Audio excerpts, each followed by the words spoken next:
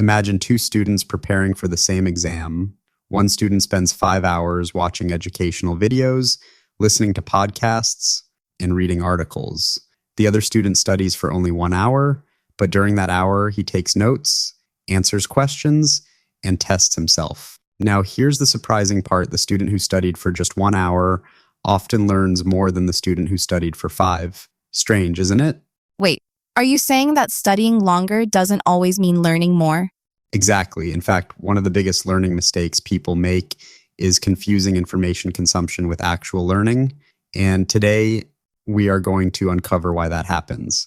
That's interesting because sometimes I spend hours listening to English podcasts and watching videos, but later I realize I don't remember much. And you're not alone. Millions of learners experience the same thing. They feel productive, but their progress is much slower than expected.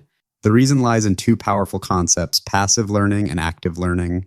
I've heard those terms before, but honestly, I don't really understand the difference. Perfect.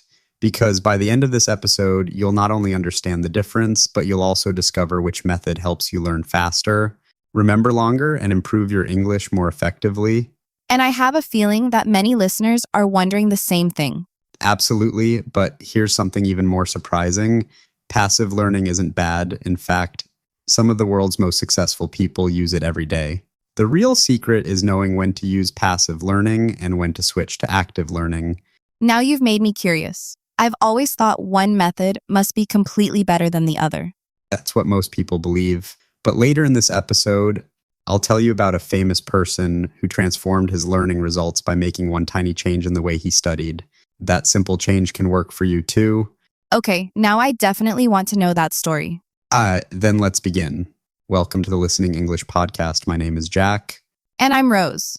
Today we are exploring a topic that can completely change the way you learn English, study for exams, build skills, and even remember information for years. Today's topic is passive learning versus active learning. This sounds useful because I think many learners don't know whether they are studying the right way. That's true. Some people work hard but make little progress. Others study less but learn more. The difference often comes down to understanding these two learning styles. So today, we are going to find out which one actually works better. Yes, we will compare passive learning and active learning, look at real-life examples, uncover common mistakes, and reveal a simple strategy that combines the best of both worlds. I'm excited. Let's get started. Jack, let's start with the basics. What exactly is passive learning? Great question. Passive learning happens when you're receiving information without actively interacting with it. For example, listening to a podcast while cooking, watching an educational video, reading a book without taking notes, or listening to English music. So if I'm listening to this podcast right now while cleaning my room, that's passive learning? Exactly.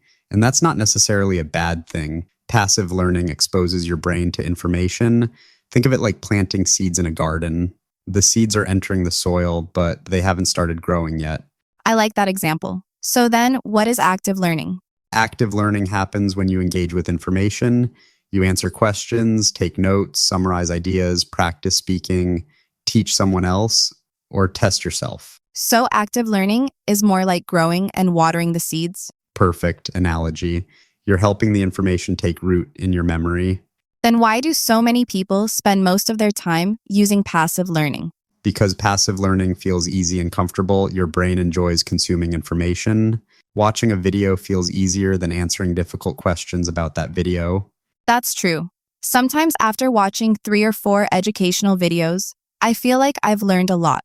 And that's where many learners get trapped. Psychologists call this the illusion of learning. Information feels familiar, so we assume we have mastered it. Wait, familiar doesn't mean learned? Not always. Let me tell you a quick story. Go ahead. Imagine someone watches 10 videos about swimming. They learn about breathing techniques, arm movements, and body position. After watching all those videos, they might feel confident. But they still can't swim. Exactly. The moment they enter the water, they realize knowledge and skill are not the same thing. That's a powerful example. Learning English works the same way. Watching videos about English is useful, but speaking English is what builds the skill. So that's why some people understand English well, but struggle to speak it. You've just identified one of the biggest problems language learners face. Interesting. But is passive learning completely useless then? Not at all. In fact, passive learning can be incredibly powerful when used correctly. Really? Absolutely. Think about how children learn their first language. Before they ever speak, they spend thousands of hours listening. That's true.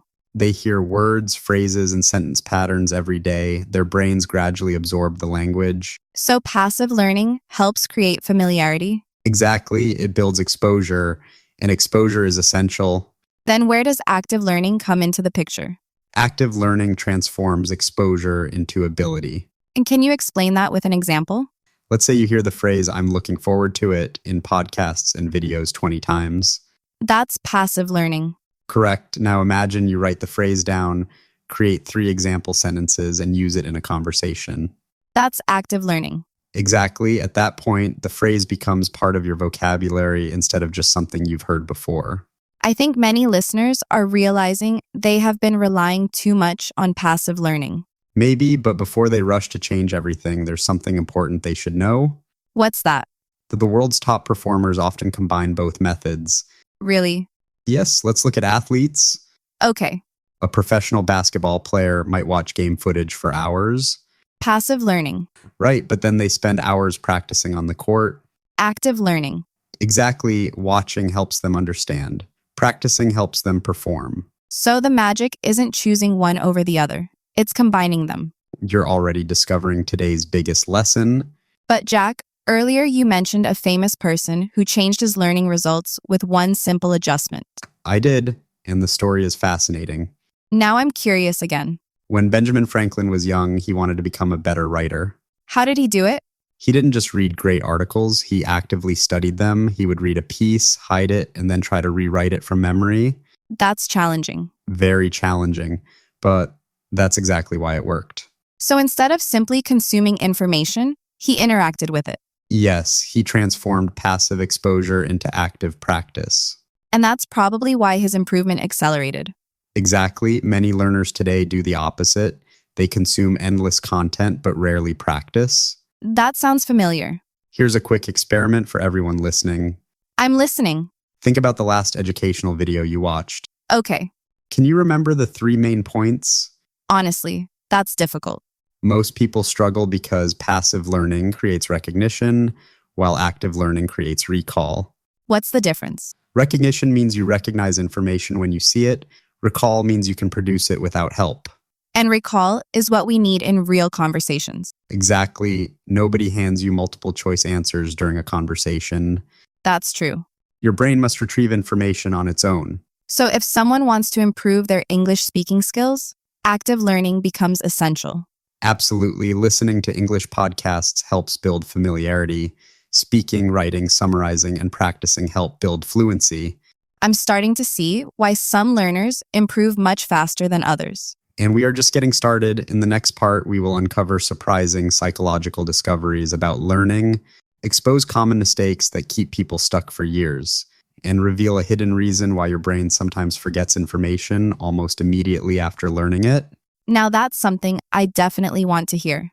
Trust me, what we are about to discuss may completely change the way you think about learning. Jack, you mentioned that our brains sometimes forget information almost immediately after learning it. Why does that happen? Because the human brain is actually designed to forget. Wait, what?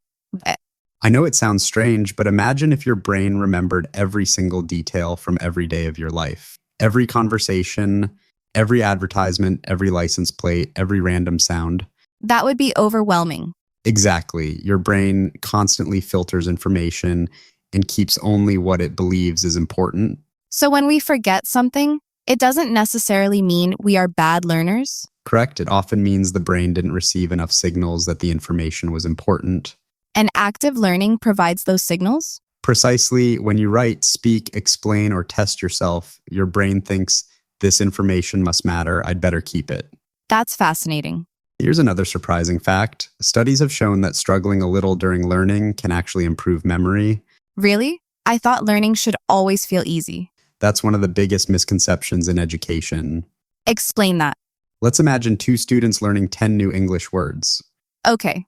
Student 1 reads the list 5 times. Sounds easy. Student 2 looks at the word once, covers it, and tries to remember it. That sounds harder.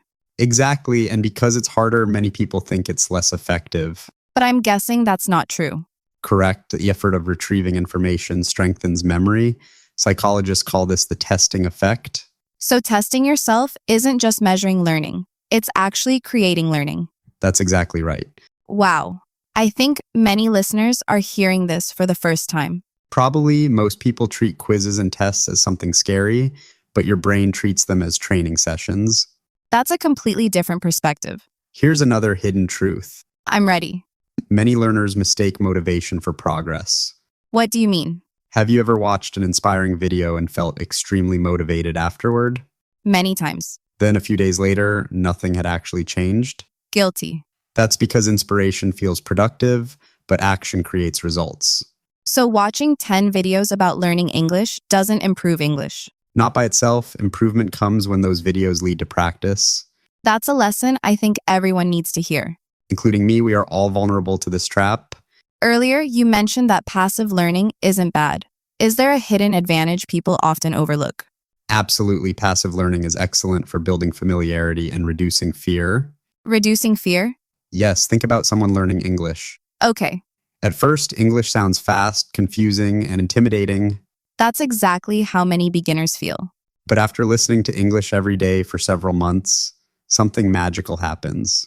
What happens? The language starts feeling normal. Even if they don't understand everything? Exactly, their brain becomes comfortable with the sounds, rhythms, and patterns. So passive learning helps remove psychological barriers. Very well said. That's actually encouraging for listeners who spend time listening to podcasts. Definitely every minute of listening is helping build familiarity. But familiarity alone isn't enough, Correct, and that's where another interesting concept appears. which is, The difference between knowing and doing? that sounds important. Let me tell you a quick story. Go ahead. Imagine someone who reads 20 books about fitness. That's a lot. They know about nutrition, exercise, sleep, and recovery. Sounds like an expert. Maybe, but if they never exercise, their body won't change. True. Knowledge creates possibility, action creates transformation. That's powerful.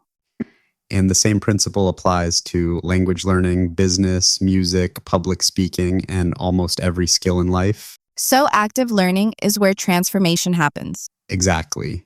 Are there any warning signs that someone is stuck in passive learning? Great question. Thank you. Here are 3 common signs. Let's hear them. First, you consume a lot of content but rarely practice. That makes sense. Second, you understand information when you see it but struggle to explain it yourself. I've experienced that before. Third, you feel busy learning but can't clearly identify improvements. That's a little uncomfortable to hear. Sometimes the truth is uncomfortable, but awareness is the first step toward improvement. Very true. Now, here's one final insight before we move to practical tips. I'm curious. The best learners in the world don't ask, "How much did I study today?" Then what do they ask? They ask, "What can I do today that I couldn't do yesterday?" That's a completely different question. Exactly. One focuses on effort, the other focuses on progress. And progress is what really matters. Absolutely. So we have learned that passive learning creates exposure. Active learning creates ability. And the most effective learners combine both. Correct. But now comes the most practical part of today's episode. Let me guess. We are about to learn exactly how listeners can apply all of this in their daily lives. Yes, and some of the strategies are surprisingly simple. In fact, one technique takes less than 2 minutes a day, but it can dramatically improve what you remember. Okay, now you've got my attention again. Then let's move into the practical takeaways. Jack, we have talked about passive learning, active learning, psychology, and common mistakes. But now I'm wondering, what should listeners actually do tomorrow? Excellent question, because knowledge without action is like owning a map, but never taking the journey. I like that. So let's focus on simple practical strategies that anyone can use immediately. Perfect. Tip number 1, follow the 80 to 20 learning rule. What's that? Spend about 80% of your learning time receiving information and 20% actively using it. Can you give an English learning example? Absolutely. Let's say you listen to an English podcast for 20 minutes. Like this one. Exactly. Then spend 5 minutes summarizing what you heard. Just 5 minutes? That's enough to activate your brain and strengthen memory. That sounds easy to do. That's the beauty of it. What's the second tip? The 2-minute recall method. That sounds interesting. After reading an article, watching a video, or listening to a podcast, close everything. Okay. Then ask yourself, what are the three most important things I remember? Without looking back? Exactly. That seems simple. Simple but powerful. Remember, recall creates learning. I think listeners can start doing that today. Definitely. What's next? Tip number 3, teach what you learn, Even if you're not an expert? especially if you're not an expert. Why? Because teaching exposes gaps in understanding. That's true. Sometimes I think I understand something until I try to explain it. Exactly. That's when you discover what you really know. So if I learn 5 new English words, I should try explaining them to someone. Yes, or even explain them to yourself. That sounds useful. Here's another strategy that many successful learners use. Tell us. Keep a learning journal. A journal? Yes, at the end of each day, write down 3 things you learned. That's all? That's all. Why does it work? Because it forces your brain to review information and identify what matters. Almost like giving your brain a signal to save the information. Exactly. I never thought something so small could be effective. Small actions repeated consistently often create the biggest results. That's a lesson that applies to many areas of life. Absolutely. What about English listening practice specifically? Great question. Here's a method I recommend. I'm listening. First, listen to a podcast normally. Okay, Then listen again and write down 3 useful words or phrases. that's active learning. Correct? Then what? Create your own sentences using those words.